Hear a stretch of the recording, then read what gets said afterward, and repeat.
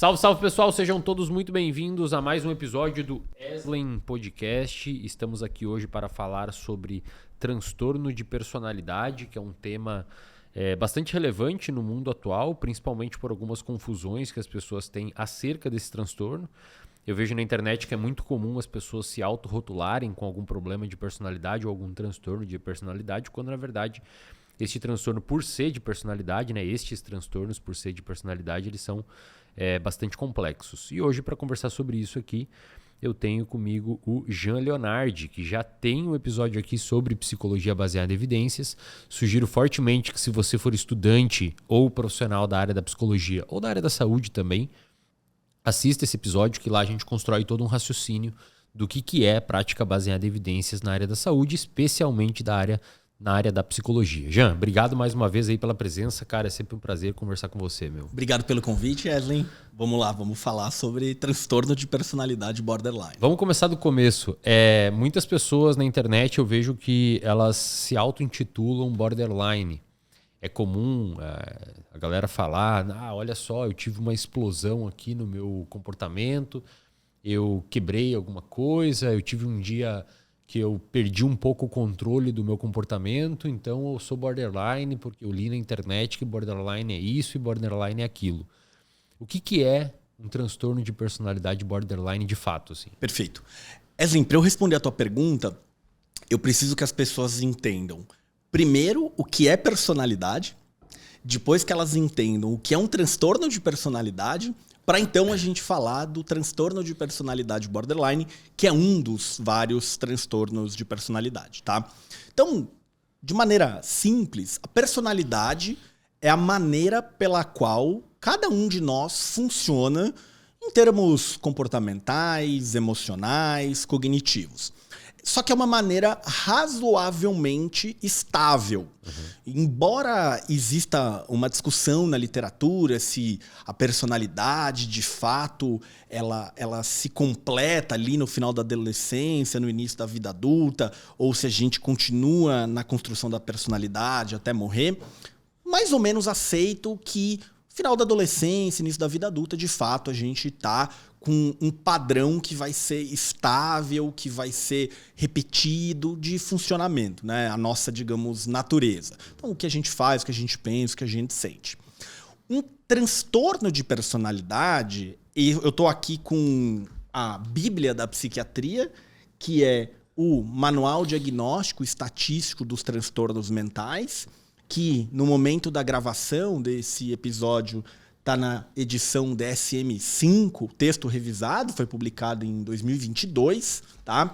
Então, no episódio anterior em que eu estive aqui com você, Eslen, eu falei bastante sobre o que é o DSM, para que ele serve, os seus alcances, seus limites, vantagens, desvantagens, problemas, mas é ele hoje que define pra gente o que é um transtorno ou não, tá? Deixa eu só fazer um merchan desse episódio. Pessoal, se você estiver assistindo isso, a gente lançou mais ou menos um mês atrás um episódio sobre psicopatologia. Você que eventualmente não tenha visto isso ainda ou alguma coisa assim, ou não está muito familiarizado com isso mesmo sendo da área. E dentro da psicopatologia a gente estuda o DSM, tá? E é um episódio bem bacana onde o Jean explicou ali quais são as fronteiras do normal e do patológico, como é que a gente define uma coisa patológica ou não patológica, as limitações disso, como é construído um tratamento em cima disso. Então fica a dica para você assistir este episódio, que é extremamente relevante para você que é profissional da saúde mental, tá? É isso aí. Então, como que o manual diagnóstico vai entender o que é um transtorno de personalidade? Ele vai dizer, é um padrão persistente, óbvio, né? Porque a gente está falando da personalidade, então desse padrão estável de funcionamento, que se desvia acentuadamente das expectativas da cultura do indivíduo.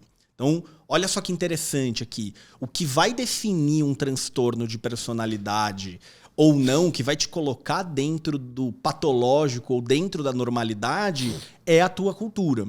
Então existe uma certa expectativa social de funcionamento. E esse padrão ele tem que se manifestar em pelo menos duas áreas. Então, na área da cognição, a forma que você pensa, como que você interpreta o mundo, como que você interpreta as pessoas, como que você se vê.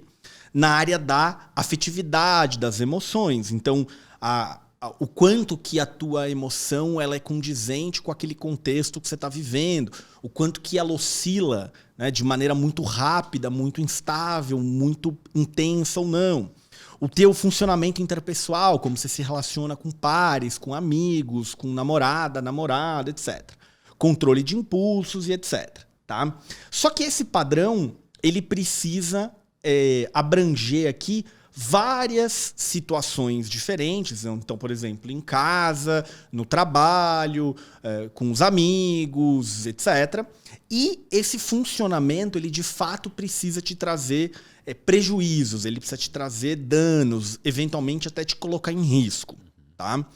Então, isso é importante já para responder a tua primeira colocação, tua primeira pergunta, Eslen, de que eu faço tal comportamento, isso está listado ali como um critério diagnóstico para um transtorno de personalidade. Quer dizer que eu tenho uma psicopatologia? Não necessariamente. Tá? Às vezes você tem ali um comportamento, um pensamento, uma emoção, você faz algumas coisas, pensa algumas coisas que podem não ter nenhuma relação com um diagnóstico formal. Um diagnóstico formal ele só acontece, a gente falou bastante disso no episódio anterior, quando você tem um agrupamento, uma constelação ali de sintomas, de características. Tá? Então, bom, entendemos o que é a personalidade, esse nosso funcionamento comportamental, emocional, cognitivo. Entendemos que o transtorno de personalidade é quando eu tenho nessas dimensões algumas alterações, algumas maneiras de funcionar que desviam de maneira acentuada das normas sociais, dos padrões esperados e assim por diante. E aí, dentro dos transtornos de personalidade, nós temos vários. O transtorno de personalidade antissocial, transtornos de personalidade histriônico, transtornos de personalidade obsessivo-compulsiva e o transtorno de personalidade borderline, que é o tema de hoje aqui. Tá? Então, vamos lá. Eu vou comentar algumas coisas porque eu tenho sempre o receio da pessoa leiga que abre o manual ou que vai na internet, começa a olhar para os seus sinais, para os seus sintomas e começa a achar que, bom, então eu tenho isso. Se você folhear o Manual Diagnóstico Estatístico dos Transtornos Mentais, o DSM, e você não considerar algumas coisas do tipo prejuízo, sofrimento, tempo, você tem tudo. Você tem uns 20 diagnósticos aqui, pelo menos. Aqui, tá? Esse aí, só o padrão persistente já tira monte de gente. Né? Padrão persistente, pelo menos 2 áreas, e que tenha prejuízos e danos, não é porque um dia você estava irritado, você está com um copo na parede, arrebentou o copo, então você tem personalidade borderline. Tá? E aqui, quero já deixar um alerta para todo mundo que está vendo a gente, de que em saúde mental, em psicopatologia, não existe um sinal patognomônico. O que essa palavra quer dizer? Um sinal patognomônico. Acho super difícil falar isso. Um sinal patognomônico é um sinal, um sintoma que se você tem aquilo, você certamente tem a doença. Então, por exemplo, existem umas bolinhas brancas que quem tem sarampo tem. O médico examinou ali, viu a bolinha branca na língua, é batata, é sarampo. Só dá para ter as bolinhas se tiver sarampo. A gente não tem nenhum sinal, sintoma patognomônico em saúde mental. O que isso quer dizer? Todo mundo que é borderline se corta. Não é verdade. Que é uma coisa comumente falada. Exato. Ou todo mundo que tem borderline se corta. Então, se corta é borderline, se é borderline... Não é verdade isso. Tá? Então, vamos entender o que é o transtorno da personalidade borderline. O que caracteriza, o que mais demarca o transtorno da personalidade borderline, talvez sejam 2 coisas. É uma instabilidade na autoimagem, instabilidade emocional, instabilidade nas relações pessoais, instabilidade em várias áreas e muito déficit em habilidades de regulação emocional. O que é regulação emocional? É a capacidade que uma pessoa tem de influenciar quais emoções ela tem, quando ela as tem, a intensidade, como fazer para essas emoções diminuírem uma vez já ativadas e assim por diante. Tá? Agora, o termo borderline, ele é um termo ruim. E eu vou explicar por quê. Borderline, traduzindo para o português, significa limítrofe. Da onde que veio essa nomenclatura? Muitas décadas atrás, a nossa compreensão de psicopatologia, ela vinha profundamente influenciada pela psicanálise, que basicamente dividia, vou chamar aqui o sofrimento humano, a doença mental, o nome que a gente quiser dar, em neurose, psicose e perversão. E nessa concepção, essas características, que eu já vou explicar quais são, do que viria a ser chamado de borderline, é borderline no sentido de limítrofe entre a neurose e a psicose. Perfeito. Certo? Era alguém que estava ali quase na psicose, que era mais do que neurótico, etc. Só que hoje, essa nomenclatura não faz o menor sentido. Assim, tá? Formalmente ela foi abandonada também, né? Por muitas pessoas... Por várias instituições, como por exemplo o DSM, né? O DSM, você diz a neurose, a perversão, isso. Perfeito. Não, isso foi abandonado Só para deixar completo. claro pra galera, isso já... No DSM desde a década de 80. Desde a década de 80, isso, a gente comentou um pouco disso no episódio anterior também. Tá? Então, no DSM-5, se tinha a expectativa de que o próprio nome borderline mudasse, para corrigir um pouco esse termo. Alguns propuseram que ele chamasse transtorno da desregulação emocional, alguma coisa assim. Mas os pesquisadores e o comitê do DSM chegou à conclusão de que talvez não fosse uma boa, porque, puxa, você muda o nome... Aí imagina que você vai fazer uma tese de doutorado estudando borderline. Você vai ter que pesquisar com o termo novo, com o termo antigo, a literatura se perde. Aí alguém acha que o novo termo não é bom, propõe um novo termo e a gente se perde, assim. Então o nome borderline ficou, tá? Então, vamos entender as características. E aqui eu quero que quem está ouvindo a gente entenda uma coisa. A gente vai ver que para você... receber um diagnóstico de transtorno da personalidade borderline, você precisa atender a 5 sintomas de uma lista de 9, com aquelas considerações, tá? De precisa ter prejuízo, dano, sofrimento, etc. Tá?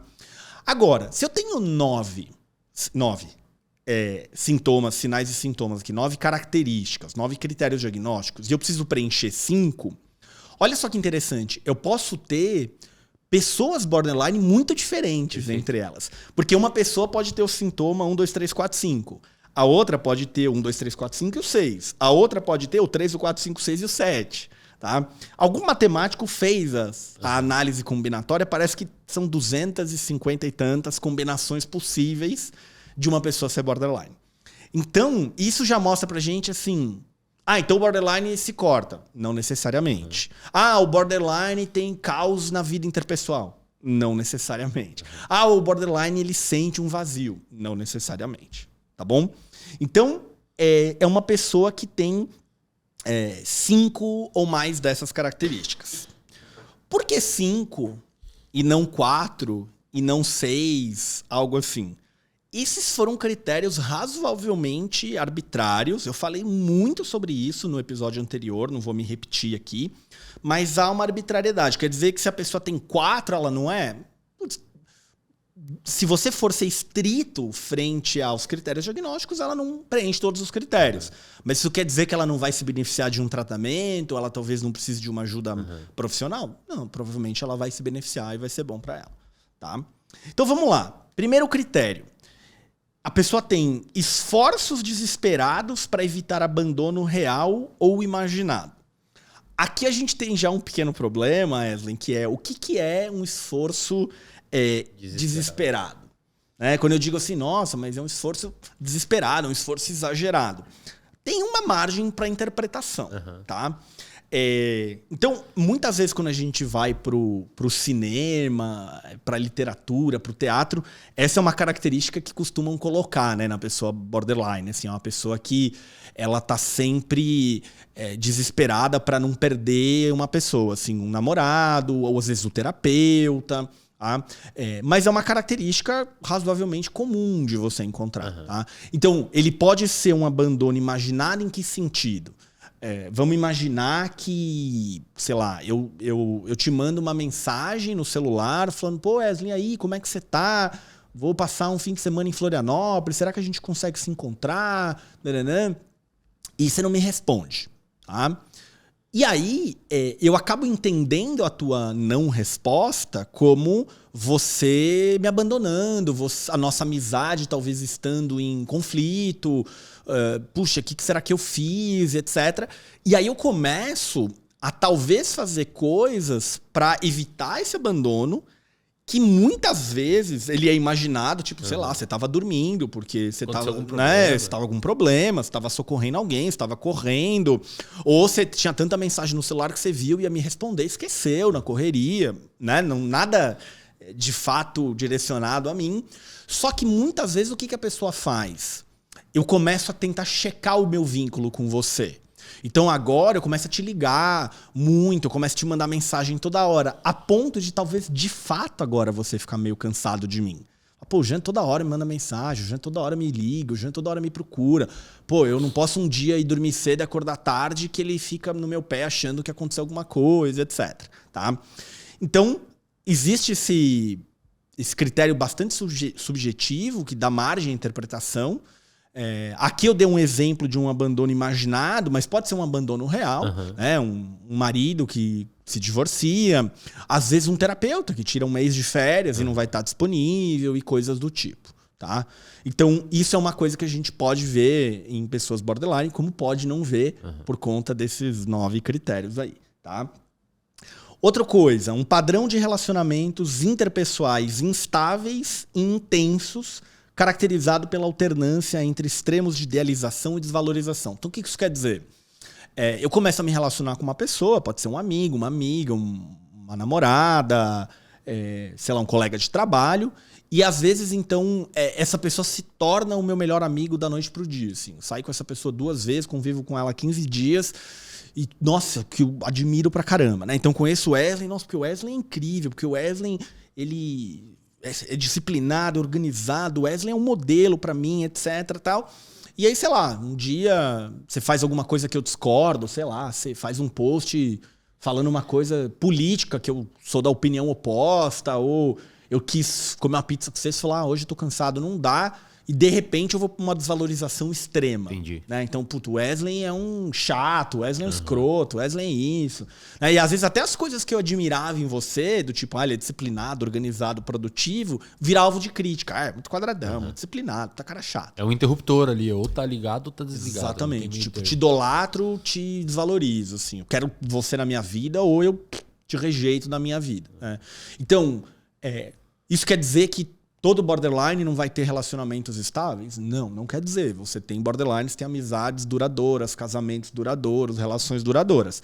Mas é um sintoma típico esse caos interpessoal. Né? Perda de pessoas, coloca a pessoa na vida, tira a pessoa da vida, começa a namorar um mês depois que é casado, de repente não quer mais, odeia aquela pessoa. Então você tem essa alternância de idolatria com exclusão, as pessoas se tornando descartáveis. E assim, isso pode acontecer, por exemplo, com um colega de trabalho. Não precisa necessariamente ser o relacionamento. Exatamente. Né? Isso é só um exemplo. Um colega de trabalho, um familiar, um relacionamento amoroso, um amigo de amigo que apareceu na vida. Às vezes até uma pessoa que ela não conhece. Tipo, uma celebridade que ela acompanha pela internet, alguma coisa assim. Tá? Então a gente já teve aqui a questão do abandono e a questão do caos interpessoal. Agora, eu quero que as pessoas comecem a prestar atenção e ficar atentas que esses sinais e sintomas, eles se conversam, percebe? Então, talvez parte de causa interpessoal tenha a ver com esses esforços, esse medo de abandono, essa tentativa de manter a pessoa por perto. E aí talvez, eu não consigo manter por perto, então eu descarto, talvez eu sofra menos. Né? Começo já até a entrar um pouco na análise da coisa e menos na sintomatologia aqui. Tá?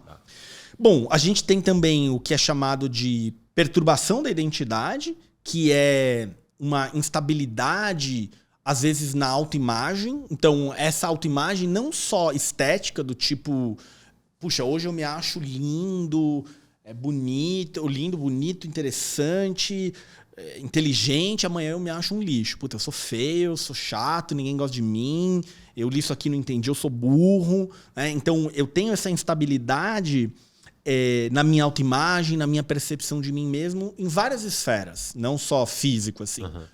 Embora físico seja bem comum. É bem frequente você encontrar pessoas que têm um diagnóstico de transtorno da personalidade borderline e que tenha questões, por exemplo, de compulsão alimentar, de anorexia nervosa, às vezes distorção de imagem, né? Aquela pessoa que se vê como horrível, como gorda, feia, e aí tem um transtorno alimentar associado, acaba preenchendo critérios para as duas coisas, tá? Mais um sintoma típico do paciente, do indivíduo que tem a personalidade borderline é impulsividade, e essa impulsividade ela tem que ser em pelo menos 2 áreas e ela tem que ser autodestrutiva. Ou seja, direcionada a si. Direcionada a si. Então, às vezes a gente encontra sexo sem proteção, então a pessoa sai à noite, sai 2, 3, transa com 2, 3 pessoas diferentes, sem proteção, sem se preocupar com doença. Às vezes comportamento, por exemplo, de dirigir em altíssima velocidade, alcoolizado, compras compulsivas e compras que não cabem no orçamento daquela pessoa. Uma coisa é, sei lá, compra uma coisa que é cara, que talvez não fosse acessível para muita gente, mas na tua realidade financeira não estaria um grande impacto. Aqui não, aqui eu estou falando de uma coisa que de fato traz um impacto significativo, é autodestrutivo, isso pode atrapalhar a pessoa nos planos dela de pagar aluguel, fazer supermercado. Então, a gente conhece histórias de pessoas que, por exemplo, gastaram 300 mil reais numa tarde no shopping, assim, e que, dependendo de quem estiver ouvindo, 300 mil reais pode ser pouco dinheiro, pode ser muito dinheiro, mas que no caso dessas pessoas era tipo, sei lá, 50% do patrimônio. Perfeito. Você imagina, você gastar 50% do teu patrimônio numa tarde em bolsas, sapatos, roupas de luxo. Com coisas que não tem nada a ver, às vezes, com seus valores, né? Exatamente. É nitidamente uma... Deixa eu te falar, só fazer um parênteses rapidinho. A gente teve um episódio aqui sobre transtorno de humor bipolar com o Dr. Renato Silva. Quem quiser assistir o episódio está aqui no canal Eslen Podcast, basta procurar aí. Que a gente fez mais ou menos como está aqui, só que só sobre transtorno bipolar. E ele comentou lá, e a gente vê com frequência na clínica, um equívoco de diagnóstico entre transtorno de personalidade borderline e transtorno de humor bipolar. Parte por conta principalmente desse critério diagnóstico, né? Perfeito. Que os dois apresentam. Perfeito. Parte por conta desse critério diagnóstico, embora sejam 2 transtornos bem diferentes, né? Um é um transtorno de humor, o outro é de personalidade. E você sabe que tem uma outra complicação, Eslen. Eu inclusive assisti o episódio com o Renato, achei muito, muito bom o episódio. Se você não assistiu, eu recomendo.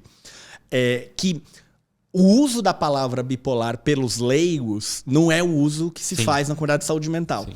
Então, essa coisa da instabilidade... O leigo parece mais o borderline do que o Exato. bipolar. Então ele fala assim, um dia você adora o cara, um dia você odeia. Como você é bipolar? Um dia você gosta de você, um dia você se odeia. Como você é bipolar? Se você pegar o sentido da palavra bipolar, talvez de dicionário, que você está em 2 polos, faz sentido. Mas o jeito que é usado o termo pelos psiquiatras, pelos psicólogos, na saúde mental, tá errado. Perfeito. Mas é uma boa lembrança isso. Então, a gente tem também, aqui no 5º critério, ameaça de comportamento suicida, o próprio comportamento suicida, automutilação, né? Então, se cortar, se queimar, se bater, se furar. Já atendi pessoas que batem a cabeça na parede, enfim, vários tipos aí de automutilação, tá? Uma coisa que eu acho importante as pessoas saberem, para quem está assistindo a gente, tem um mito que circunda o transtorno da personalidade borderline, de que essas pessoas fazem muito desses comportamentos para chamar atenção. Tá? E eu quero que você entenda que isso não é verdade. Quer dizer que de vez em quando você vai encontrar alguém que faz para chamar atenção? Vai. Certo? Tudo é possível. Mas, grosso modo, esses comportamentos eles têm a ver com uma estratégia ruim, mas ainda assim uma estratégia de regulação das emoções, né? De uma maneira de se livrar de um sofrimento intenso, de uma angústia horrível. Seria uma função parecida com uma pessoa que come muito e tal. Exato. A função é muito parecida, né? Então, geralmente, quando uma pessoa tem compulsão alimentar, não é 100% dos casos, mas muitas vezes a função desse comportamento é um alívio. Né? Então, muito ansioso, muito estressado, alguma coisa assim, eu como geralmente alimentos ricos em açúcar e gordura combinados, isso me dá uma relaxada. Tá? Quem nunca fez isso? Né? Provavelmente todo mundo. Então aqui é importante ficar clara essa ideia de, não é porque, então você não se corta, não é borderline, certo? Alguma coisa nesse sentido. Eu aceito, por favor. Esse cafezinho pra nós aí. Igualzinho. E aí... Você tava no 5. Eu tava no 5. O que eu quero dizer disso, da questão de chamar atenção? Tem um pesquisador alemão, psiquiatra, chamado Martin Borros. Ele fez um estudo que é curioso pensar que o Comitê de Ética aprovou, mas ele conseguiu aprovar. Foi o seguinte, ele pegou um grupo de pessoas sem diagnóstico do transtorno da personalidade borderline e um grupo de pessoas com o diagnóstico da personalidade borderline. Ele colocava essas pessoas em máquinas lá de ressonância magnética funcional e estava monitorando a área de controle das emoções, sistema límbico, essas coisas. Tá? Você sabe disso muito melhor do que eu. E aí, qual que é o experimento dele? Ele expõe essas pessoas a imagens muito ruins de ser vistas, ou imagens que ativam uma emoção. Acidente, cachorro sendo atropelado, pessoa machucada, etc.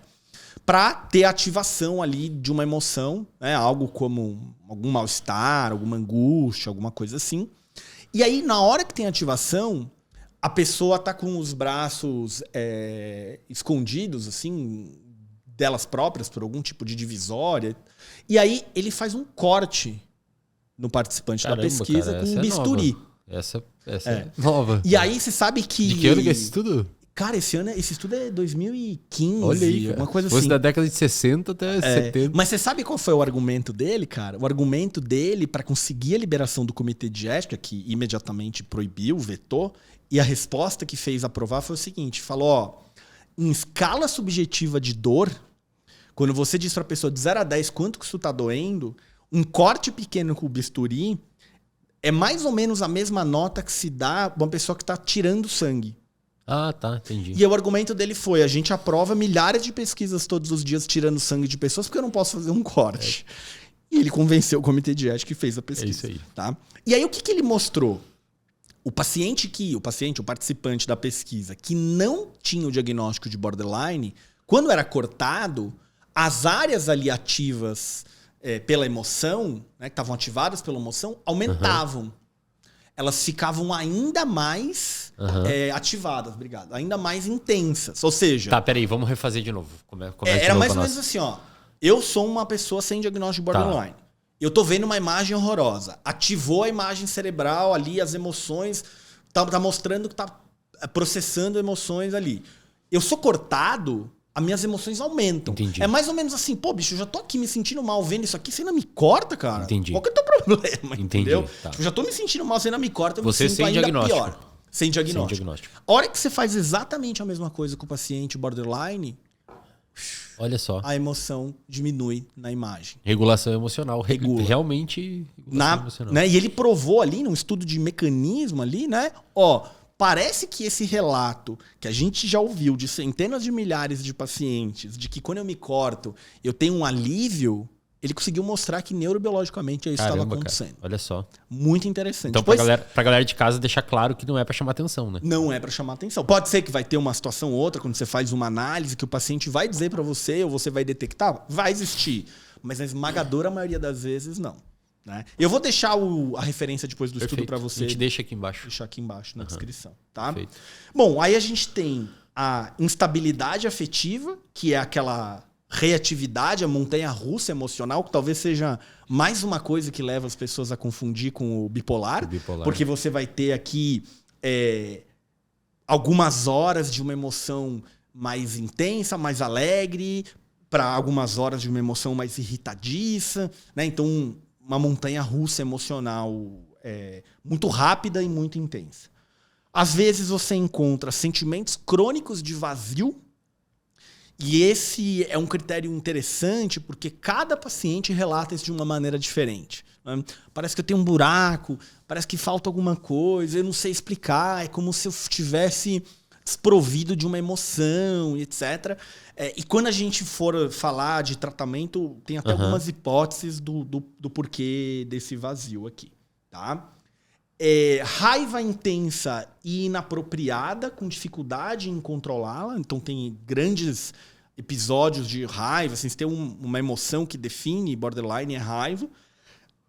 Embora a gente tenha que tomar bastante cuidado com esses critérios diagnósticos, porque os critérios diagnósticos do DSM, eles são, de propósito, como eu falei no episódio anterior, desprovidos de contexto.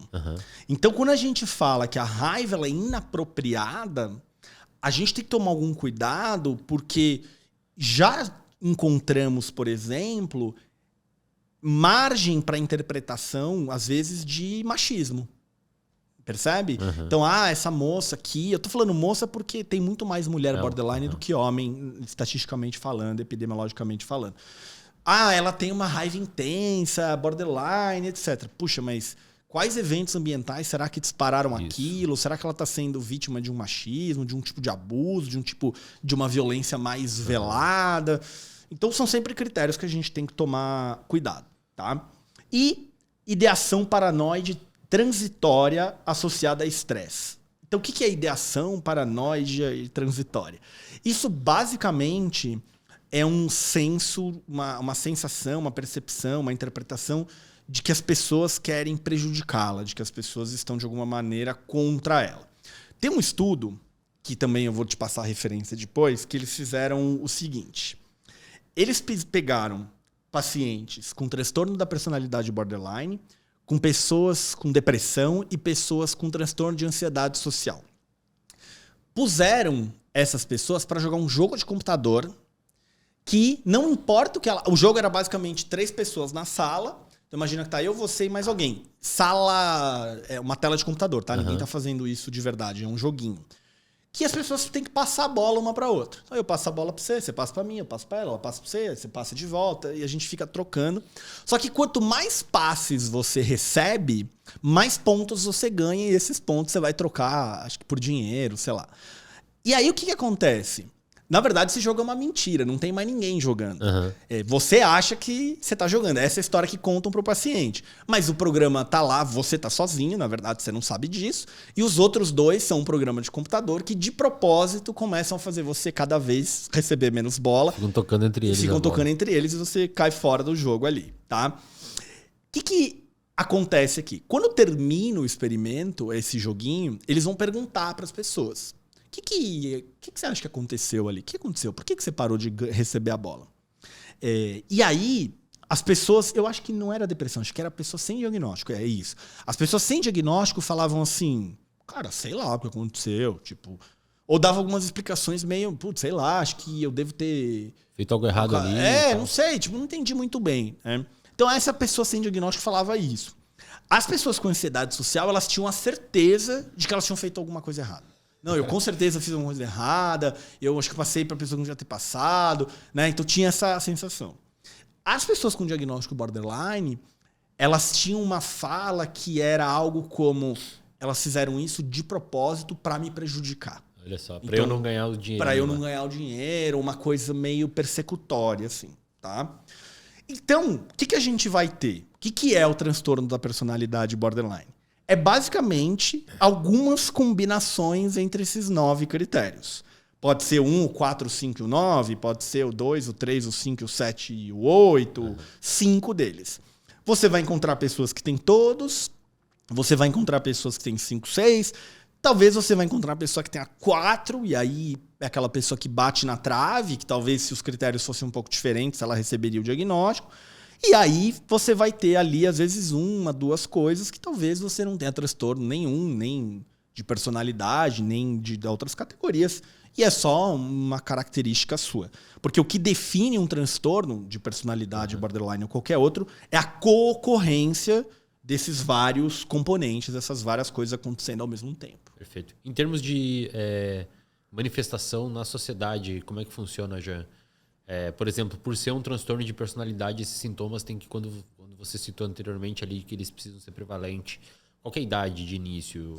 Então, A gente tem um ranço ainda da teoria psicanalítica de que você, aos 17, 18 anos, a sua personalidade está pronta, completa e nunca vai mudar, assim.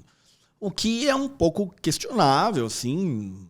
Não só o critério 18, porque não 17, 19 ou 20, mas também porque a gente vê pessoas que mudam muitos traços mais tarde. Assim, cara, o que mais tem relato na literatura, pelo menos na neurociência, é o cara ter algum tipo de acidente ou qualquer outra modificação cerebral, às vezes intoxicação por alguma droga, e muda totalmente. Muda totalmente.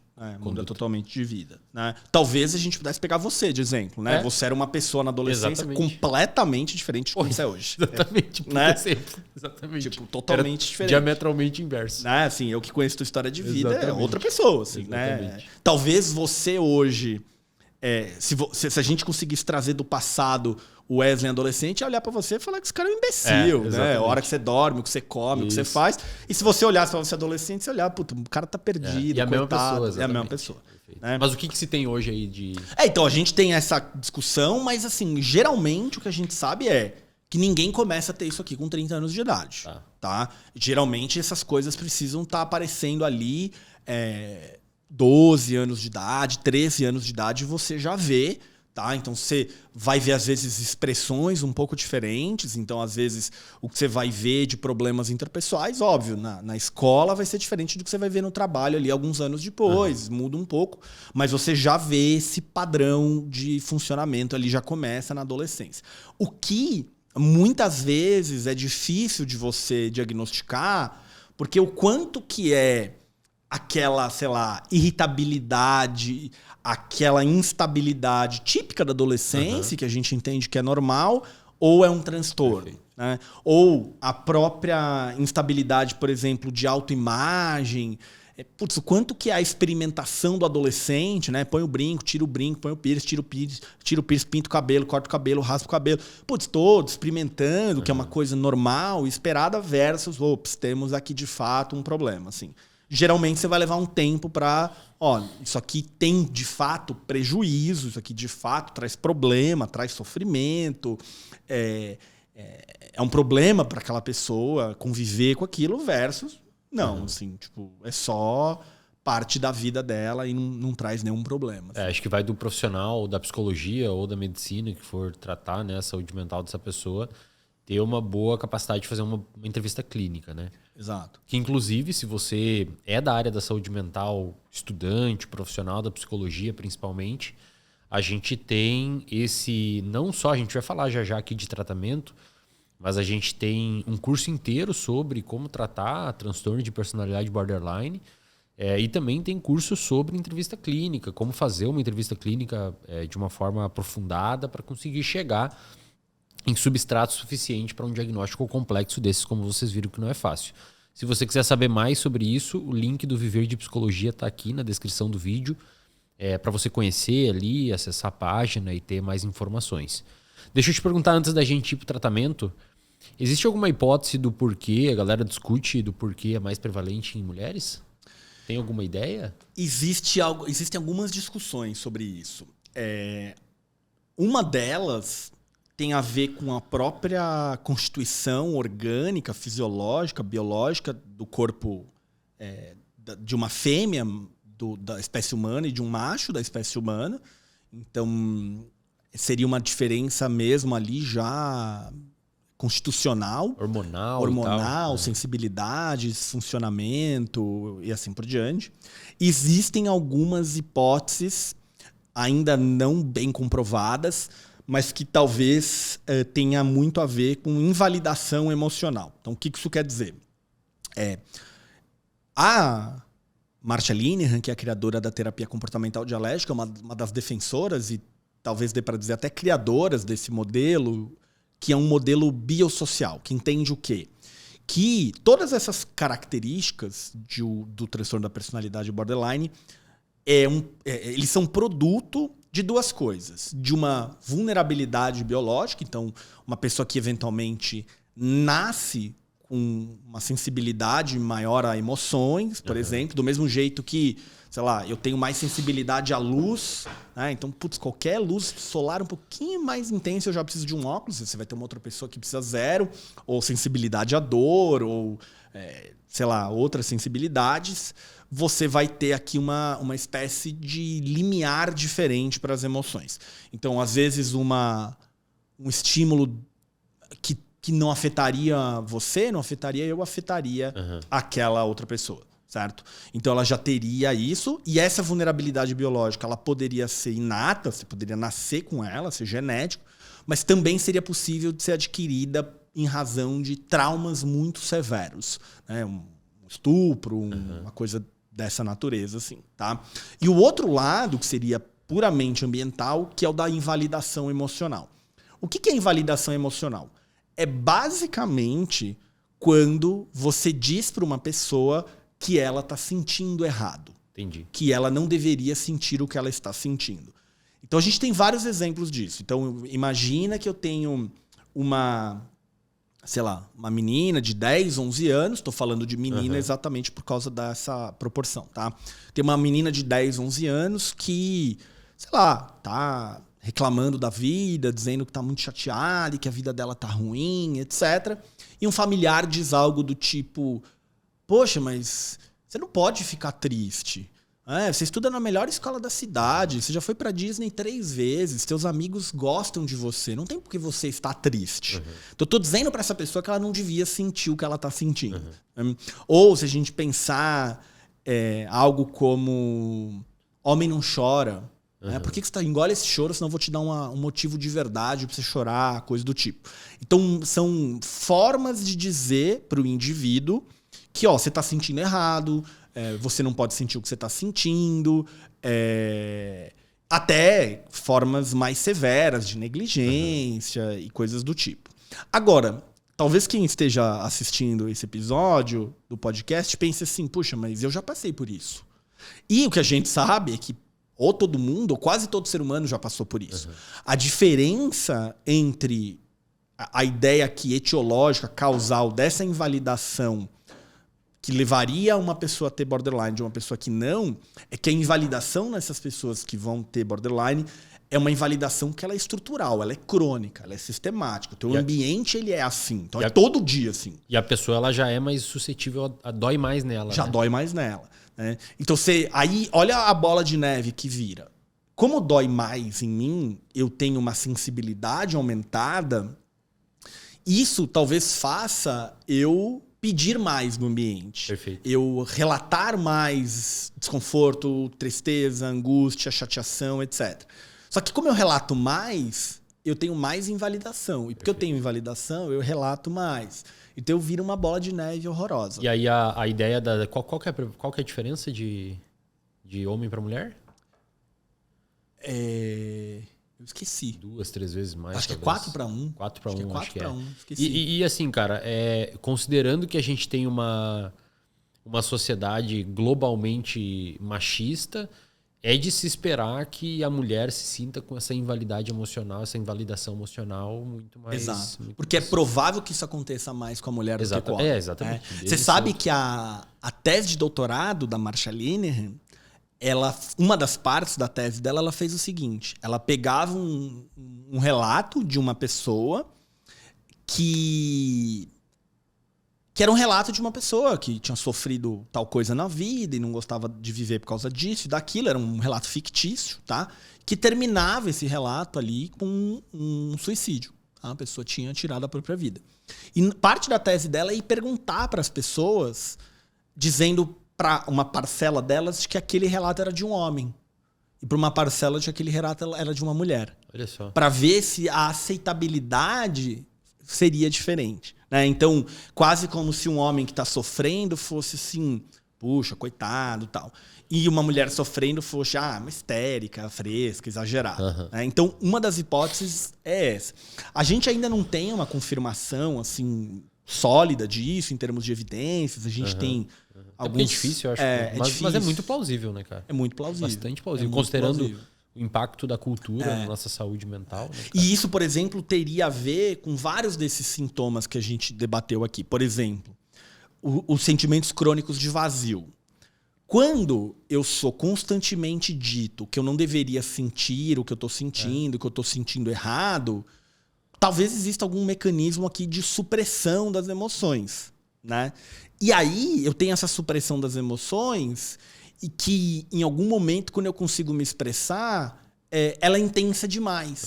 E aí por isso que aparece aqui a reatividade de humor, talvez por isso que apareça a raiva intensa, né? Então, esse ambiente que diz para mim você está sentindo errado, como ele não leva a sério a minha emoção, ele também não me ensina alguma maneira de regular. Né? Então, por exemplo, eu tenho um filho pequeno. Quando ele apresenta um episódio de desregulação emocional, e todo ser humano tem episódios de desregulação emocional, o que diferencia a desregulação emocional de um ser humano com diagnóstico, sem diagnóstico de borderline é a frequência, a intensidade, né? Tipo, o do borderline ele é pervasivo, ele é sistemático. Mas episódios de desregulação todos temos. Então eu ensino para ele estratégias. Você pode fazer isso, faz aquilo. Respira, quer ficar sozinho, quer se distrair. Nananana. Um ambiente que não leva a sério a emoção não ensina estratégias de regulação. E aí a pessoa não sabe o que fazer. Eventualmente, ela se corta. Eventualmente, ela se bate. Percebe? Então, essas coisas você vê que elas se conectam mesmo. Assim. Faz bastante sentido. Bom, a gente construiu então essa ideia do que é o transtorno de personalidade borderline. Acho que deu para ficar bastante claro. E qual que é o tratamento, cara? Como é que funciona? Medicamentoso, psicoterapia? E dentro da psicoterapia, qual que funciona melhor que a outra? Qual que é o padrão ouro? Perfeito. Então, eu trouxe aqui um trabalho, Wesley, para te mostrar que eu tive que encadernar por conta do tamanho. Mostra para aquela câmera ali, ó. Que é uma revisão sistemática com meta-análise da colaboração Cochrane, chamada Terapias Psicológicas para Pessoas com Transtorno da Personalidade Borderline. O que é uma colaboração Cochrane e revisão rapidamente? Vou falar. Só para você ter ideia, eu imprimi metade dela, só com as partes que eu queria falar, porque é um trabalho muito meticuloso, tá? Então, deixa eu explicar essas 3 coisas pra galera aí. O que é uma revisão sistemática? Imagina assim, imagina que eu fiz um estudo, ou eu não, mas que você tenha na literatura, um estudo da terapia X para borderline que foi feito na Alemanha. Beleza. Que descobriu lá que os pacientes melhoram tanto, ou pioram tanto, reduz o suicídio um tanto, etc. E aí eu tenho um estudo mais ou menos semelhante no Brasil. Eu tenho um estudo mais ou menos semelhante na China e assim por diante. Ou eu tenho 10 nos Estados Unidos, 5 na Alemanha, 2 no Brasil, 1 no Canadá, né, e sei lá o que mais. Qual que é o problema? Esses estudos, eles variam em método, por exemplo, qualidade metodológica, quão bem feito o estudo é. Eles variam, por exemplo, em medidas. Então, um registrou lá sintomas borderline usando um instrumento, uma escala, um questionário. O outro usou um outro instrumento. Um estudo pegou lá no prontuário o número de dias que o paciente ficou internado pós-tentativa de suicídio. Então, você tem muita variação entre os vários estudos. Tá? O que a revisão sistemática faz? E por isso que ela tem esse nome sistemática. Ela tem um meio muito rigoroso de encontrar todas as pesquisas que foram feitas sobre aquele assunto, em qualquer idioma, tá? E ele passa, então, por um escrutínio bem rigoroso, bem severo, de qualidade, de medidas, de métodos, de tudo isso, tá? Para você chegar numa conclusão. Bom, juntando aqui todos os estudos que foram feitos sobre isso, que conclusão eu posso tirar? Perfeito. Funciona, não funciona? Funciona quanto? Não funciona? E assim por diante. Então, isso é a revisão sistemática. O que é a meta-análise? A meta-análise é uma espécie de complemento da revisão sistemática, que nada mais é do que um procedimento matemático para, depois que eu já fiz todo esse trampo de encontrar os estudos, extrair os resultados, etc., eu fazer uma combinação matemática ali, estatística, e falar, bom, então é isso que eu encontrei. Tá? É esse número que eu cheguei aqui. Então, revisão sistemática, meta-análise. Quem é a colaboração Cochrane? Tá? A colaboração Cochrane, ela é uma organização sem fins lucrativos do mundo inteiro, presente no mundo inteiro, que não aceita verba de laboratório, da indústria farmacêutica, de criadores de tratamento. Então, quem cria uma terapia não pode doar, nada disso, para minimizar conflitos de interesse. E a colaboração Cochrane, ela produz as melhores revisões sistemáticas com meta-análise do planeta. Assim. Infelizmente, a gente tem muita revisão sistemática mal feita. Então, você vai ler achando que vai achar alguma coisa e não vê nada. Tá? Então, essa aqui é a melhor possível. Assim, tá? Esse é um estudo publicado em 2020, que é uma atualização da revisão de 2012. Por quê? A colaboração Cochrane tem a ideia de que você tem que trabalhar com a evidência mais atualizada possível. Porque a ciência, né, ela é um empreendimento humano de acúmulo de conhecimento. Perfeito. Que se autocorrige, que se autorrevisa, etc. Então, às vezes, o que você descobre 10 anos atrás muda depois de um tempo. E a Cochrane tem uma coisa muito legal que é a seguinte. Imagina que você publicou lá uma revisão sistemática, uma meta-análise na base de dados da Cochrane, lá em 2012. Ela tem prazo de validade. E o que isso quer dizer? Quando der um X tempo, não sei se são 10 anos, 8 anos, 5 anos, quanto tempo é, eles vão te mandar um e-mail e falar assim, Wesley, a tua revisão vai vencer. Você quer atualizar? Legal. Quero atualizar. Porque quem publica são revisões muito citadas. Então, quem publica é um lugar... Não é qualquer um que escreve uma revisão Cochrane. Tem 1000 critérios para estar lá dentro. Para deixar claro pra galera, assim, pessoal. Quando o Jean, pra quem não é na área acadêmica, quando o Jean cita... Daí eu faço uma meta-análise. Normalmente são grupos gigantescos que fazem isso. Isso é uma trabalheira que tem pessoas especializadas na ciência que só trabalham com revisão. Os caras não trabalham mais com nada. Eles só trabalham de tão grande que é essa área, né? Por exemplo, essa aqui tem 1, 2, 3, 4, 5, 6... Acho que tem uns 10 autores. Exatamente. Geralmente, assim, um que é especialista em borderline, Isso. um que é especialista em terapias psicológicas, um que é estatístico, Exatamente. um que manja de ensaio clínico, Isso um que aí. manja de meta-análise. Perfeito. É um time mesmo, assim, né?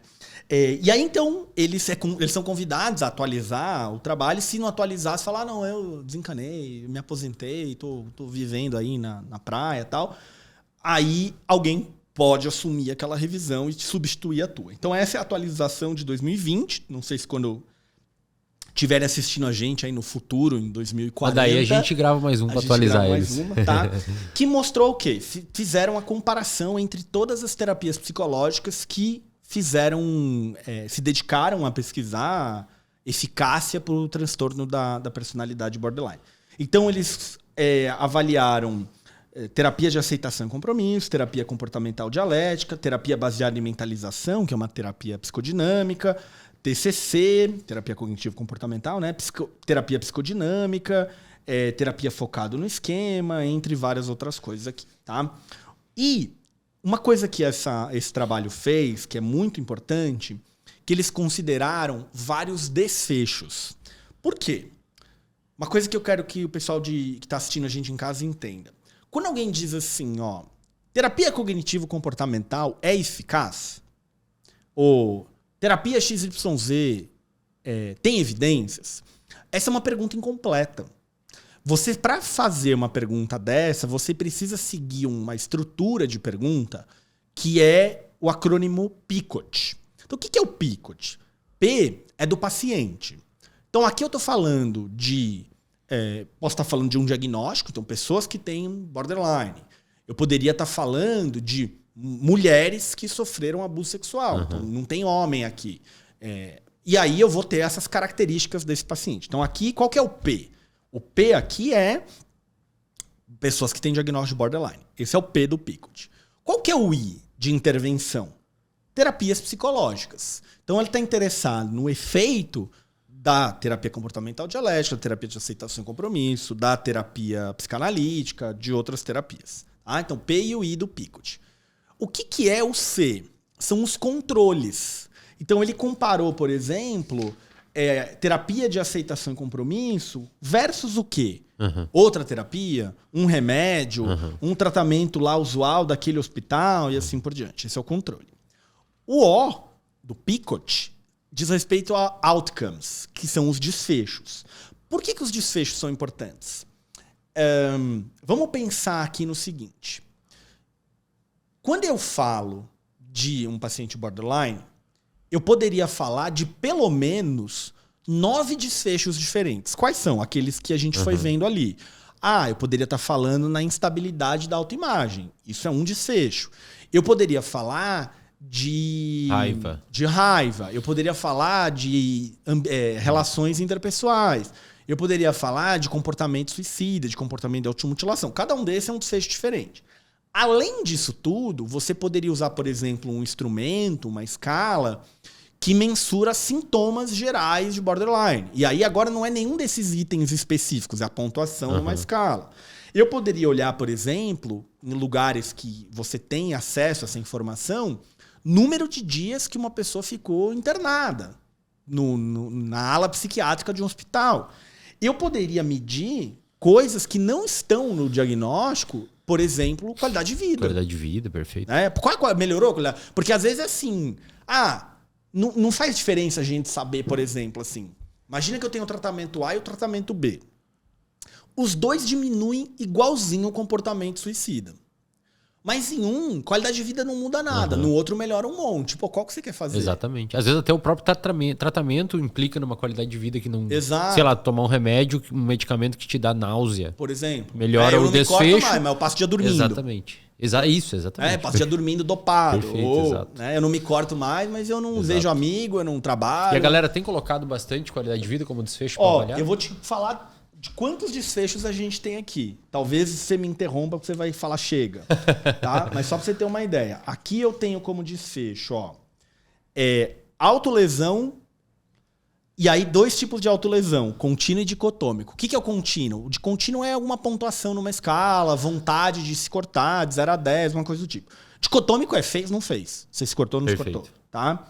A mesma coisa para comportamento suicida. Funcionamento psicossocial, que é tipo qualidade de vida. Tá? Tipo, como você tá bem com as suas relações e tal. Instabilidade afetiva, raiva, sensações crônicas de vazio, impulsividade, contínuo dicotômico, problemas interpessoais, medo de abandono, distúrbio de identidade, transtornos dissociativos. Aí, sintomas de depressão, efeitos adversos e assim por diante. Então, a gente quer saber tudo isso, porque não basta, diminui quando se corta, ou diminui a pontuação numa escala. A gente precisa saber dessas coisas, tá? E aí, o que é esta revisão sistemática? Tinha mostrado em 2012, que se confirmou em 2020 nessa atualização. Que o melhor tratamento disponível para transtorno da personalidade borderline é a terapia comportamental dialética. No inglês é DBT, de Dialectical Behavior Therapy. E, inclusive, ela supera tratamentos farmacológicos. Tá? É mais ou menos sabido hoje na literatura que transtornos de personalidade não tendem a ter grandes melhoras com remédio. Embora, por exemplo, uma pessoa que tenha transtorno de personalidade borderline e tenha muita impulsividade, uma medicação pode super... Acho que dependendo do combinado daqueles sintomas, existe um... Exatamente. Tá? Então, o que essa revisão vai mostrar pra gente é que quando você olha para todos esses desfechos, a terapia que tem produzido os melhores resultados é a terapia comportamental dialética. De onde que ela veio, Jean? Só para entender o histórico, mais ou menos. A terapia comportamental dialética... Posso me alongar? Claro, assim? cara. Tá bom. Vontade. Ela tem uma história muito legal, assim. Ela é produto de muita tentativa e erro. Então, o que acontece? A gente tem uma pessoa chamada Marsha Linehan, que na sua adolescência gabaritava aqui os sinais e sintomas do transtorno da personalidade borderline. É comum isso, né, cara? Na parte do bipolar tem muito psiquiatra bipolar. Eu acho que é meio natural, assim, né? É muito comum, por exemplo, que quem tem transtorno alimentar vai trabalhar com transtorno alimentar. É razoavelmente comum, tem um interesse, né? Tipo... e às vezes é legal, porque a pessoa sabe na pele como é que é. Exatamente. Né? Sabe na pele como é que é. E aí, ali nos anos 60, comecinho dos anos 60, na adolescência, ela é internada numa clínica psiquiátrica. E se a gente se lembrar um pouco da história da saúde mental, o que é ser internado numa clínica psiquiátrica no início dos anos 60 é péssimo, assim, né? Porque a gente tinha poucos fármacos já identificados em uso, assim, uma coisa ou outra. O sistema diagnóstico ainda era bem ruim, né? A gente estava ali no DSM-1 ainda. E ela vai para esse lugar onde ela fica 2 anos e 2 meses internada. Ela faz terapia quase todo dia, freudiana. Tem até uma coisa que ela fala no primeiro livro dela que eu acho que é uma cutucada que ela dá nessa coisa da terapia freudiana. Tem uma hora lá que você está lendo o manual dela de terapia e ela diz assim: uma das coisas mais importantes que um terapeuta deve fazer, aí você fica ali, né? Opa, eu vou aprender aqui uma das coisas mais importantes que o terapeuta deve fazer. Ela fala, é ficar acordado. Pô, eu já sabia, assim, que eu precisava ficar acordado, assim, atendendo o paciente, né? E aí, bom, ela faz várias sessões de eletroconvulsoterapia, o ECT, toma lá remédios que já existiam na época e ela não melhora. Ela não melhora. Ela sai dessa internação porque os pais falam, não tá ajudando nada. Pra você ter ideia, Eslin, ela teve que ficar trancada num quartinho pequenininho que eles acolchoaram as paredes, né? Estofaram. Porque assim, qualquer coisa que ela achasse, ela usava para fazer autolesão. Se esquecesse uma tampa de caneta ali, uma tampinha de garrafa de água, alguma coisa ela fazia para se machucar. Então ela basicamente ficava isolada, trancada ali para fazer as sessões dela de terapia, ECT, remédio. E ela sai dessa internação, então, sem ter melhorado, com uma promessa que ela faz para ela mesma de que quando eu sair daqui eu vou voltar e eu vou ajudar pessoas na mesma condição que a minha. Assim. E aí ela sai dali, acho que com 18, 19 anos, alguma coisa assim, e de alguma forma ela acaba conseguindo se organizar um pouco. Ela passa por uma experiência que ela considera um divisor de águas e que a gente tem 2 versões. Tem a versão da Marsha Linehan, que você não pode questionar, que ela para de falar com você se você questionar, e tem a versão de comendadores e outros. Assim. Qual é a versão da Marsha Linehan? Marsha Linehan é uma pessoa bastante católica. Ela estava ali numa capela fazendo uma oração, alguma coisa assim. E ela tem uma experiência transcendental. Desculpa. Imagina. Ela tem lá uma experiência transcendental, espiritual. Ela vê umas coisas coloridas e tal. E que ela, nessa experiência, diz pela primeira vez para ela mesma que ela se aceitava como ela era e de que ela ia ter uma vida plena, digna, que valia a pena ser vivida e que essa é uma experiência que transforma ela a ponto de ela se tornar uma pessoa funcional e fazer faculdade e tal. Então essa é a versão dela, assim, que ela teve de fato uma experiência aí religiosa. Uma experiência anômala ali.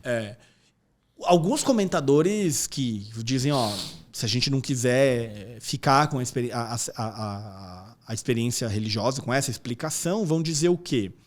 Que talvez o que ela tenha tido tenha sido uma convulsão rebote das várias sessões de eletroconvulsoterapia que ela fez.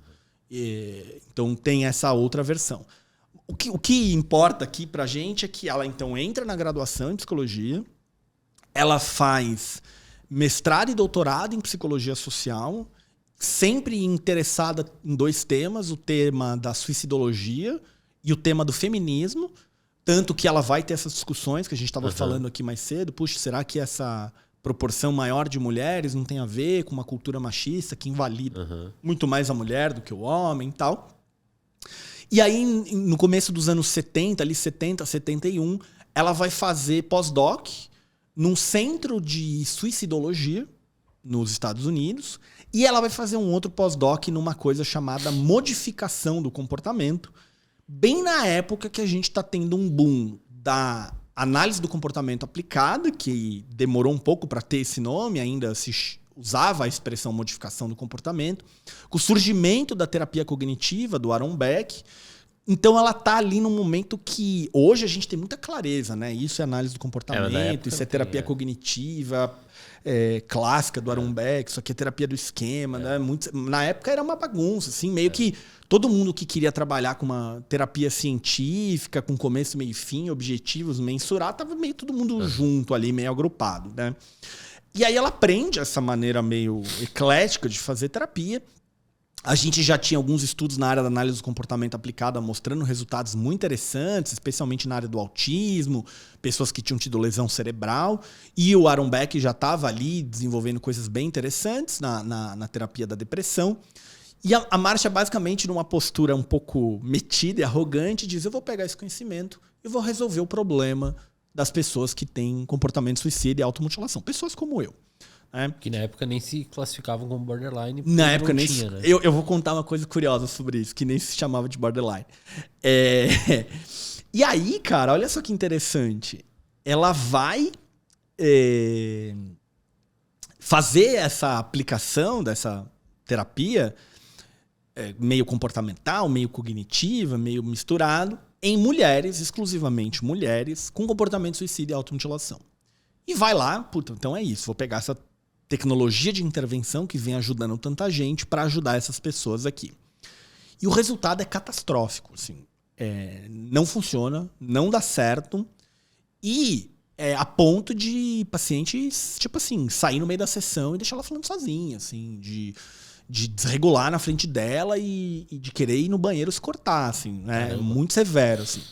E ela começa a tentar entender o que estava acontecendo ali. E o que ela vai chegar à conclusão, assim, numas reflexões, é de que, bom, essas terapias, especialmente naquela época, mais comportamentais e cognitivas, tinham muita ênfase em mudança. Né? Você tem que mudar como você se comporta, você tem que mudar como você pensa, você tem que mudar como você se sente. Né? Então, a ideia da reestruturação cognitiva, da modelagem de novos comportamentos e tal.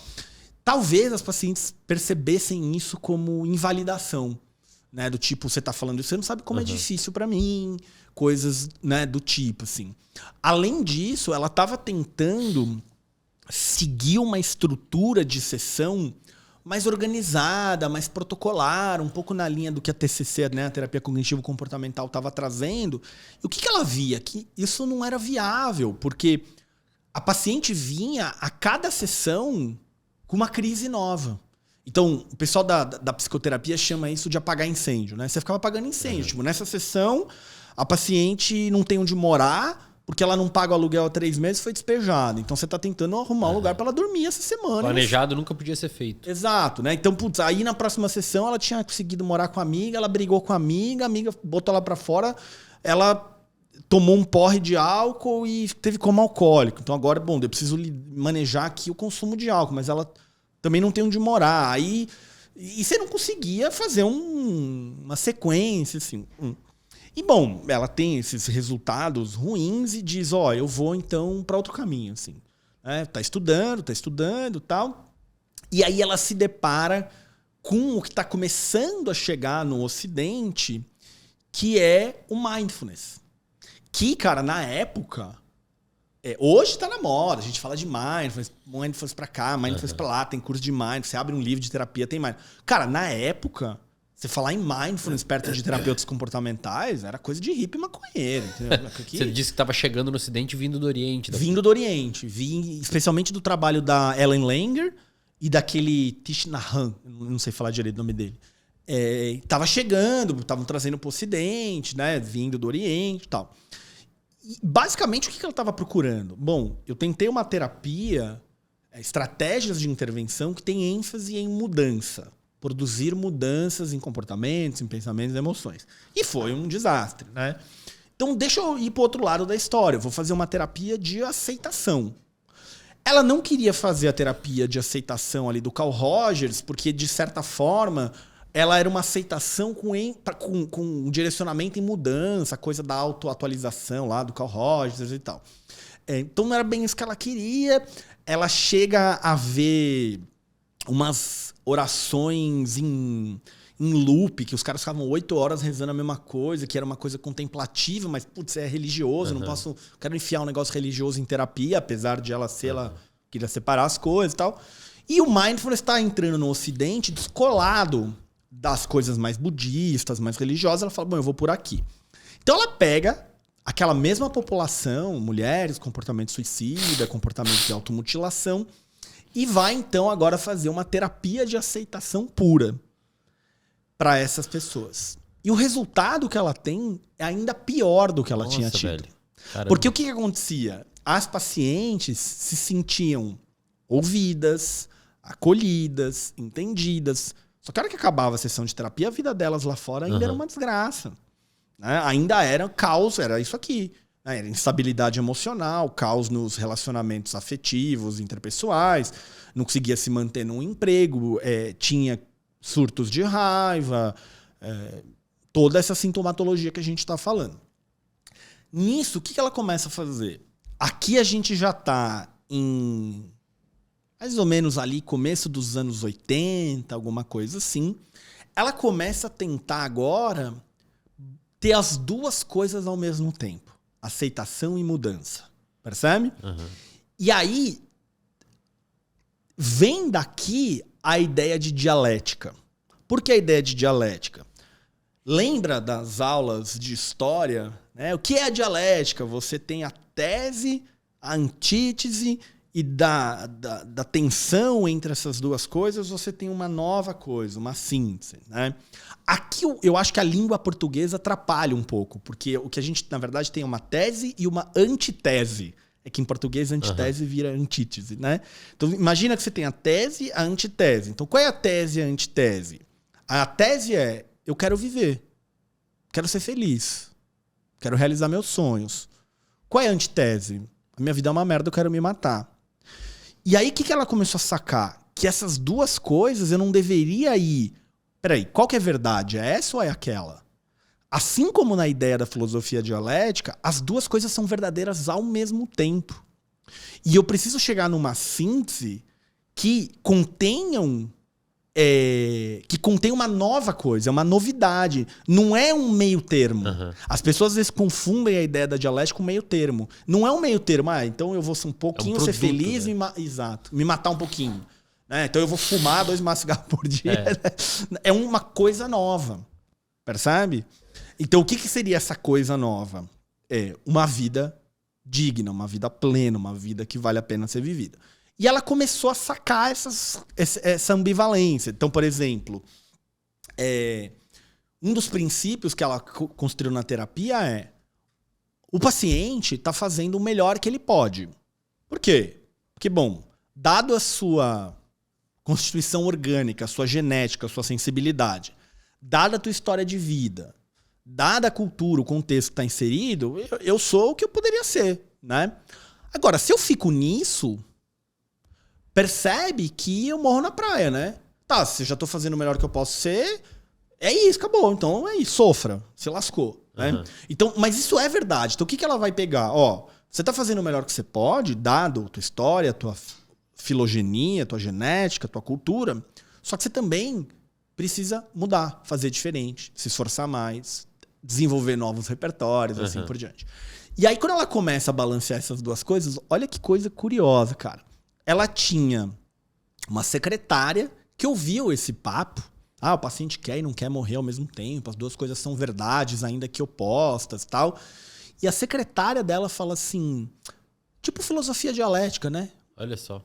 E ela fala, como assim? A secretária dela, isso na Universidade de Washington, em Seattle, a secretária dela era casada com um professor de filosofia hegeliana e marxista na universidade. Então, né, papo de jantar ali, marido e mulher, falava da filosofia dialética e tal. E olha como é importante você ser aberto a outros conhecimentos, né, cara? A outros conhecimentos. Então, muita gente fala assim, então a terapia comportamental dialética, ela estudou essa filosofia e transpôs para a prática clínica. Não, foi o contrário, né? Ela estava percebendo essas coisas, essa pessoa, essa secretária falou, tem a ver aqui com... Acho que ela chegaria igual nesse... Mesmo sem secretário, uma hora ela ia... Não daria o nome, né? Talvez não desse o nome. Uma hora ela ia chegar lá.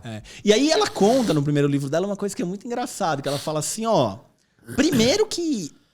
A hora que ela falou esse nome, eu fui estudar filosofia dialética, tinha tudo a ver. Segundo que ela diz assim, eu precisava de uma marca. Porque não era terapia comportamental. Não era modificação do comportamento. Não era bem análise do comportamento aplicada. Também não era terapia cognitiva nos moldes beckianos, com ênfase no pensamento. Era uma coisa nova mesmo. E aí ela vai chamar de terapia comportamental dialética. E como é que você chegou nesse... Porque só pra galera entender, dentro do Viver de Psicologia, pessoal, que eu comentei anteriormente, que é a formação completa que a gente tem aí de psicologia clínica, tá? Se você é estudante ou profissional da psicologia e quiser saber mais, o link está aqui na descrição. Dentro do VDP, a gente tem um curso do Jean de 15 horas sobre terapia comportamental dialética, né? Um curso que você vendia isoladamente por R$2.000, então agora está lá dentro da formação. 27 turmas presenciais pelo Brasil. Cara, como é que você chegou nessa? Qual que foi a sua história com a DBT? Cara, a minha história com a DBT... Você é um cara, assim, pra galera entender, você é um cara de raízes comportamentais bem fortes, né? Bem fortes. Provavelmente no meio aí tu chegou na DBT ou teve algum evento? Não, o que aconteceu foi assim. Aconteceram, acho que meio que alguns caminhos, assim. A primeira coisa foi, pra quem já ouviu a minha história, a primeira vez que eu vim aqui, lá no episódio sobre psicologia baseada em evidências, eu tava já atuando em consultório e nos meus estudos aí mais formais mesmo, especialização, ida em congressos e tal, eu já tinha estudado muito o modelo brasileiro, que é a terapia analítico-comportamental, que é um modelo ainda dando seus primeiros passos, precisa de evidências e tal. Tinha estudado sobre terapia de aceitação e compromisso, tinha ouvido já muita coisa sobre a FAP, a psicoterapia analítica funcional, e às vezes as pessoas mencionavam a existência da DBT, mas nunca ninguém deu um exemplo, assim, explicou o que era.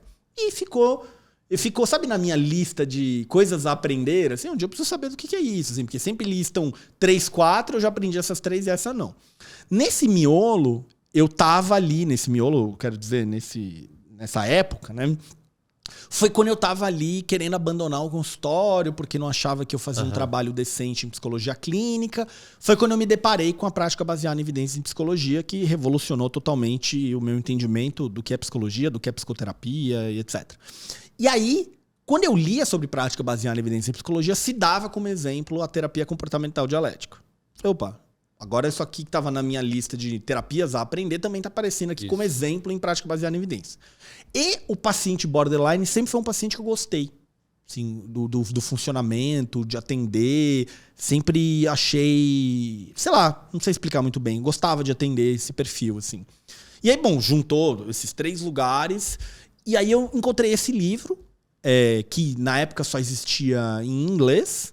Agora ele está traduzido, que é o Aplicando a Terapia Comportamental Dialética, um guia prático, da Kelly Corner, que aqui no Brasil foi traduzido pela editora Sinopsis. E esse livro, por que eu gosto dele? Porque ele é um livro fino, diferente do livro da Marsha Linehan, que é talvez o triplo disso aqui. Só que ela, basicamente, no prefácio, disse, eu reescrevi o livro da Marsha, ele é de 2012, esse livro, tá? Fala, eu reescrevi o livro da Marsha Linehan com 200 páginas a menos, aí alguns anos depois. Né? Então eu cheguei nessa terapia por esses caminhos, assim. E aí... Isso me deu várias coisas importantes, assim, porque talvez tenha sido a primeira vez que eu vi um modelo de como se atende fazendo prática baseada em evidências. Porque tem como fazer avaliação, tem como fazer a formulação de caso, tem como mensurar. E o que mais me chamou a atenção foi a qualidade da descrição dos procedimentos. Quão replicáveis eles eram. Tipo, você tem que validar o paciente. Tá, o que isso significa? Isso, plá, plá, plá, plá. Você tem que fazer uma análise assim, como é que é isso? Plá, plá, plá, tá tudo aqui, entendeu? E antes de você chegar na DBT e ter ela clara assim, no seu repertório de atendimento clínico, como é que era o seu... Chegava um paciente com borderline e você fazia o mexidão, assim? Cara, fazia... Uma análise funcional aqui, um negócio ali... Era uma coisa meio uma tentativa de transpor os princípios da pesquisa básica... Putz, então vou procurar aqui reforçamento. Mas, por exemplo, uma das coisas mais importantes que você tem que fazer na terapia comportamental dialética, ou né, no paciente que tem esse diagnóstico, são vários treinos de repertórios de regulação emocional. Então tem vários, tem umas 10 técnicas diferentes de regulação emocional. Putz, só fui descobrir na DBT, entendeu? Que também não criou nada, assim. Tinha uma galera já estudando regulação emocional no mundo inteiro, que foi incorporando, foi trazendo, assim. Entendeu? Que outros livros são esses aí que você tem? Esse aqui é esse introdutório, né? Que eu considero a melhor leitura para quem quer descobrir o que é, assim. Acho que é a primeira leitura. Esse é um livro que está publicado no Brasil aqui pela Artimed, também é uma tradução mais recente, que é o Terapia Comportamental Dialética na Prática Clínica. Por que eu gosto desse livro? Porque, embora a terapia comportamental dialética ela tenha sido desenvolvida para o transtorno de personalidade borderline, as habilidades, as ferramentas, as técnicas começaram a ser levadas para alguns outros contextos. Tá? Então, por exemplo, esse livro vai discutir como que você faz DBT no ambiente de justiça juvenil, por exemplo. Tem também, recentemente eu vi alguns ensaios clínicos para transtorno alimentar. Tem algumas coisas tá para começando transtorno, a ser estudado, isso. Quer né? ver? Ó, aqui tem um capítulo disso. Para a população forense, para comorbidade, borderline, abuso de substância, que é bem comum, DBT e transtornos alimentares, para crianças pré-adolescentes, cara. Você acredita se quiser, tem criança de 6, 7, 8 anos com um comportamento de autolesão, que fala que quer morrer e etc. Tá? Então, aqui discute um pouco até a parte de farmacologia, tal, é um livro bem legal. E esse livro aqui é o livro do treino de habilidades em DBT, que ele, na verdade, ele é uma duplinha. Tá? Ele tem este livro, que é um guia para o terapeuta aprender como se faz, e ele tem um livro igualzinho de capa branca, que está escrito que é o manual para o paciente, mas ele não é bem para o paciente, tipo, você vai na livraria, compra e pronto. Ele é uma espécie de coleção de fichas, inclusive vem com autorização no livro que você pode xerocar para usar com os pacientes. Por quê? Porque a DBT ela entende que um dos maiores... Talvez na base de todos esses sintomas e sinais e características do borderline está déficit de repertórios. Então a pessoa precisa aprender várias técnicas de regulação emocional, algumas ferramentas de efetividade interpessoal, algumas habilidades de aceitação da realidade. Então aqui ensina como se treinam estas habilidades, tá? Tradicionalmente, na história, assim, e até hoje, existe um modelo que é um modelo que a DBT mais é usada, ou deveria ser usada, porque é o que tem mais evidências, que é o que a gente chama de DBT padrão. Que você tem a terapia individual e você vai ter uma outra sessão em grupo de treino de habilidades. Não é terapia de grupo, é quase como uma aula, assim, uma coisa mão na massa, que você vai fazer ensaios, vai praticar as habilidades e tal, entendeu? Se quiser, eu posso até contar um pouco de que habilidades são essas. Não, eu acho que o que daria para falar aqui já é assim, você estudou bastante tempo DBT, tanto é que deu 27 turmas de DBT presencialmente pelo Brasil, né? E hoje esse curso está disponível dentro da formação do Viver de Psicologia, um curso de 15 horas. O profissional que está assistindo aqui, o que ele encontra no curso de forma estruturada, assim? Perfeito. Ele vai ter aula bem mais alongada sobre a história de desenvolvimento da DBT, por que ela surgiu, como ela se relaciona com as outras terapias. Ele vai aprender sobre como se estrutura essa DBT padrão, então, o que tem que ter nessa terapia individual, o que tem que ter nesse grupo, como ele funciona, como se treina essas habilidades, quais habilidades são essas, tudo passo a passo. Ele vai aprender a fazer o resto do tratamento, que envolve a equipe de terapeutas em reunião de consultoria, como se dá assistência para o paciente por telefone. Vai aprender como que esses princípios da filosofia dialética se traduzem para a prática clínica, como que se implementa isso. Vai ver adaptações da DBT para além da DBT padrão. Então, eu não quero fazer essa DBT com grupo extra, como é que eu adapto essas coisas. Vai aprender a fazer a formulação de caso, a organizar. A DBT usa uma estrutura de alvos de intervenção hierárquica. Mais ou menos assim, né? Se você tem dinheiro ou para comer ou para assinar o Viver de Psicologia, provavelmente você vai usar o dinheiro para comer. Você vai assinar um Viver de Psicologia depois que você tem um teto para morar. Então, você tem alguma hierarquia, algumas prioridades. Na DBT, você tem essas prioridades comportamentais. Não dá para você discutir com o paciente se ele vai estudar francês ou alemão quando ele não tem onde morar, tá caindo de coma alcoólico dia sim, dia não e quer se matar todo dia. Certo? Então, você vai trabalhar, aprender como se lida com essa hierarquia, como que você monitora diariamente se esses comportamentos estão ocorrendo, não estão ocorrendo. vai aprender todas as técnicas, né, de manejo do caso, todas as quase 100 habilidades aqui, com exemplos. É uma formação, né? Uhum. A gente tem no Viver de Psicologia uma formação ampla em prática baseada em evidência em psicologia clínica, mas só isso aqui é uma formação em DBT mesmo. E, cara, quando você estava atendendo lá no passado a galera da DBT, os pacientes com borderline, perdão, sem ter o conhecimento da DBT, você comentou que fazia ali, né? Tentava transpor alguns conhecimentos da pesquisa básica, pegava alguma coisa das outras terapias ali que você sabia que eventualmente poderia ajudar. Mas, como você comentou, não era uma coisa estruturada e direcionada para aquilo, né? Isso fez parte da sua inquietação e quase desistência da psicologia clínica. Até que você chegou na prática baseada em evidência e, por consequência, né, aprendeu o DBT ali por necessidade. E agora, assim, quando você atende um paciente com esse tipo de ferramenta, imagino que seja... É um arsenal, né? Como é que você sente a sua parte de segurança clínica e como é que você se comporta ou a sua expectativa frente a um paciente grave, assim, que chega? Como é que fica a sua estrutura de esperança para ajudar o paciente, assim? É muito, muito diferente. Assim, hoje, assim, eu faço uma imagem na minha cabeça que lá atrás, quando eu não conhecia nada disso, não só paciente borderline, tá? Mas praticamente qualquer paciente, exemplo, assim, né? A minha sensação é que eu estava como piloto de um transatlântico, de um navio, de um cruzeiro, que eu não tinha nem bússola, nem o leme. Né? Agora a sensação que eu tenho é que eu estou no navio, eu tenho a bússola e tenho o leme. Assim. Quer dizer que, eventualmente, eu posso bater numa rocha? Posso, assim, né? Ninguém é perfeito. Mas você tem, cara, agora o conhecimento de saber o que fazer, por que fazer, quando fazer, como fazer, mas não porque alguém escreveu um livro.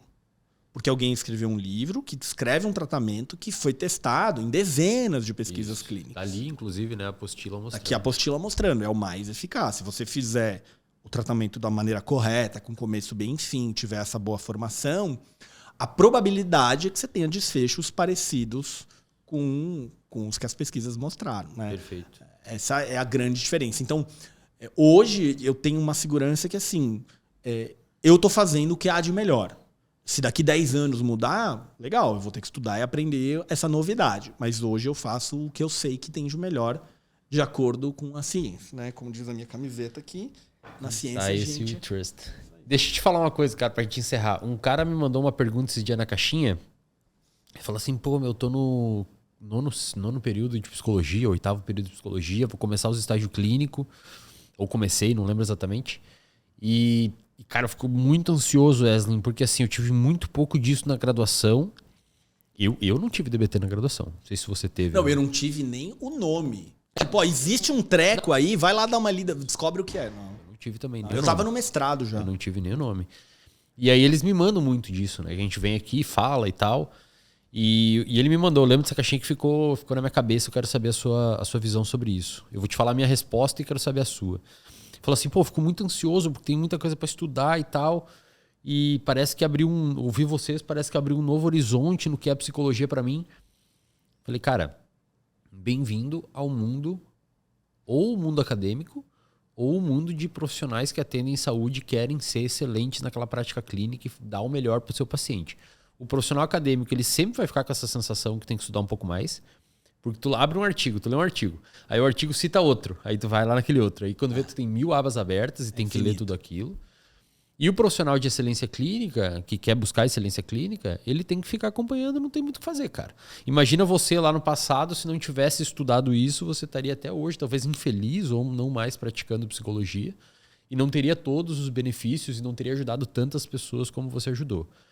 Como é que você vê uma pessoa que está em casa agora, vendo tudo isso que você falou aqui no podcast, um estudante ou profissional da psicologia que não teve acesso a isso, ouviu por cima ou nunca ouviu o termo DBT, o que se diz para essa pessoa, cara? Assim? Então, se a pessoa tá vendo e ficou desesperada, ansiosa ou preocupada, para mim isso é uma ótima notícia. Porque ela tá preocupada, ansiosa, angustiada, é sinal de que ela se importa. Teve um grau de consciência, né? Um grau de consciência. E mais que isso, que ela se importa. Porque eu poderia dizer assim, ó... acho que tem o cara que ele nem sabe que isso existe, e talvez nunca vai saber e vai achar que tá fazendo alguma coisa boa e não tá. Talvez tenha o cara que fala, tá, tem uma outra coisa aí, mas não vou estudar, vou ficar aqui na minha zona de conforto, vou fazer mais do mesmo. E tem o cara que vai olhar e falar assim, cara, eu preciso aprender esse negócio, porque tipo, é isso que eu tenho que oferecer para meus pacientes. Agora eu tô desesperado para aprender isso logo, eu preciso correr atrás, etc. Então, para mim, o cara que fica inquieto, angustiado, desesperado, preocupado, é o melhor dos mundos. É o cara que ele vem e ele fala assim, eu preciso fazer o melhor, eu preciso fazer o que meu paciente merece, eu preciso cuidar dele com que a ciência tem mostrado que é o melhor caminho. Então, a angústia aqui é uma ótima notícia, é um sinal de que você se importa, é um sinal de que você, de fato, quer ser alguém que tá lá merecendo o dinheiro que você ganha para trabalhar e não só fazendo sei lá o quê. E, cara, que bom que tem esse lugar para buscar conhecimento, né, meu? Que bom que tem essa revisão da Cochrane, que bom que tem esses protocolos. Você pensa, ó, o curso de DBT, que eu tive as 27 turmas presenciais, que foi gravado pro Viver de Psicologia. Esse curso eu fiz depois de ter lido todos os livros que existiam sobre DBT, depois de ter feito uma formação internacional com o braço direito da Marcia Linear em DBT, que só o preço desse curso dá para assinar, acho que uns 8 anos, sei lá, o Viver de Psicologia. E que tá mastigado, né? Exatamente. Tá mastigado, já tá ali tudo que você precisa saber. Porque quanto dessas informações às vezes não estão claras, às vezes, às vezes se repetem, às vezes, putz, já mudou, atualizou. Por exemplo, o livro da Marcia Linear, ele ainda não foi o primeiro livro dela, que esse aqui da Kelly Corner é uma espécie de resumão, né? O livro dela foi publicado em 93, mas ele terminou de ser escrito ali em 87, 88. Ela só terminou de escrever o livro, fez algumas pesquisas ali em ensaios clínicos e aí publicou o livro. Puxa, é um livro que está quanto tempo desatualizado? Décadas. Então, putz, o DSM já mudou. Imagino, já mudou várias vezes, né? 93... 2013 e 2000 não tinha publicado o DSM-4 ainda. Exatamente. Tava para sair o DSM-4. Então, mudou muita coisa. Então, assim, pessoal, se você for estudante ou profissional da área da psicologia, o Viver de Psicologia está aqui abaixo, tá? Se você quiser conhecer, o Matheus vai deixar o link aqui na descrição para você entender um pouco mais. Se você quiser me acompanhar, o meu Instagram é eslin.delanogari. Estou sempre postando alguma coisa lá sobre neurociência, comportamento e psicologia. O Jean, o Instagram dele é... @JeanLeonardi. @JeanLeonardi. E você também pode seguir o Viver de Psicologia, que a gente tem lá no Instagram, onde a gente posta com bastante frequência as atualizações, o que a gente tem aí de bom no universo da psicologia clínica, ok? Jean, obrigado pela presença, cara. Mais um podcast aí, vamos fazer vários. Se você está assistindo aqui, comenta aqui abaixo se você quer mais um podcast nesse modelo aqui que a gente fez, do Jean explicando detalhadamente o que é um transtorno. Talvez a gente possa fazer depressão um dia, imagina que bacana seria destrinchar ali.